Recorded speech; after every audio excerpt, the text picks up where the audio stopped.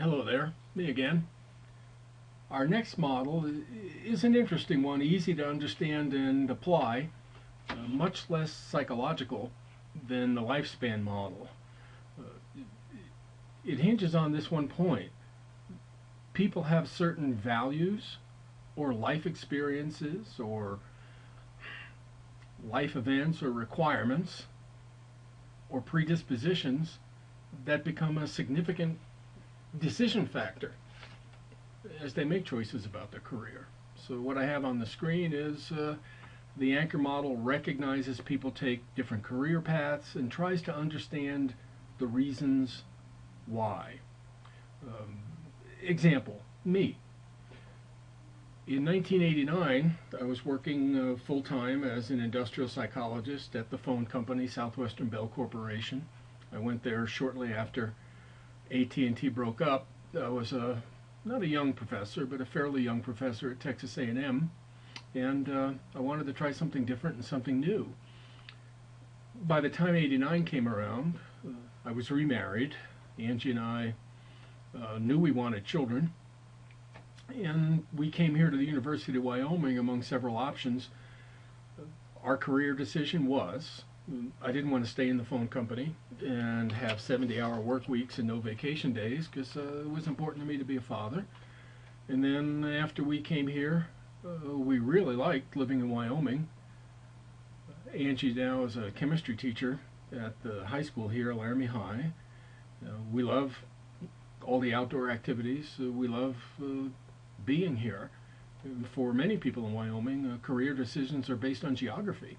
It's an anchor. So for us, family and geography were probably more of an anchor and more important decision criteria as we kind of mapped out what kind of jobs we would have as we got older. That's an example. Let's go forward here. If I can get the mouse to move. Okay, here we go. The model has 5 different anchors. There are more than 5, but these are what are in the literature. Technical and professional competence. Individuals in this group organize careers around specific area of competence, make job moves based on maximizing their opportunities to remain competent in a content area. In short, the kinds of jobs that fit under the technical professional competence are folks who are degreed in an area. For example, a chef, an attorney, a mechanical engineer, a software programmer, someone whose degree and profession is wrapped around a single area of competence. So you may get a software programmer that moves from one company to another because of the challenges or the projects that are associated with that particular enterprise. For me, I was trained and licensed as a psychologist. I worked in academia for a while. I went into industry for a while. I'm back in academia. I consult. So many of my career decisions are built around technical and professional competence. Managerial competence. Here, individuals are anchored around decisions that move them up an organizational hierarchy. They seek responsibility to run an enterprise. Classic example, an MBA.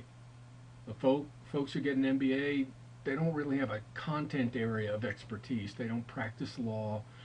They don't build bridges. What they do is they manage organizations. They manage large groups of people and different enterprises. So if you want to think about this anchor, it is the traditional managerial career path where folks look at organizations, they want to move up in responsibility, they want to be in charge of more activities and closer to making decisions about the mission of a firm. Classic anchor. Security and stability. Individuals here are primarily preoccupied with stability, either in employment or in geography, perhaps value family and community to a large degree.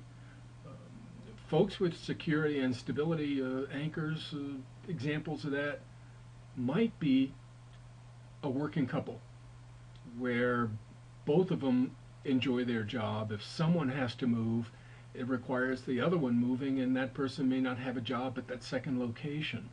So relationships, concern about where children are going to school, or opportunities for children to go to schools in different towns or different regions of the country, closeness to parents, closeness to sisters, brothers, those are factors that may not invoke or prompt a move. There are factors that might keep people stable and secure and not want to move.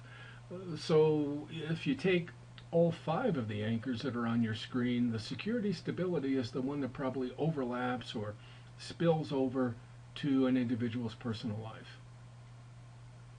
Creativity. People in this group organize their careers around the need to create something, a product or a company. So the creativity anchor does not imply these are folks who do art. These are architects. No, these creativity implies a drive to find a work situation where you can build something. So that's why if you look in the slide, you see entrepreneurial drive. Entrepreneurs may be engineers. They could do a feed and seed company, which would seem like a less than creative product. But what we're talking about creativity here is we're talking about building, creating something. And so you'll find a lot of individuals who are in small entrepreneurial firms. They make their decisions based upon how much ownership they can have in terms of building something new.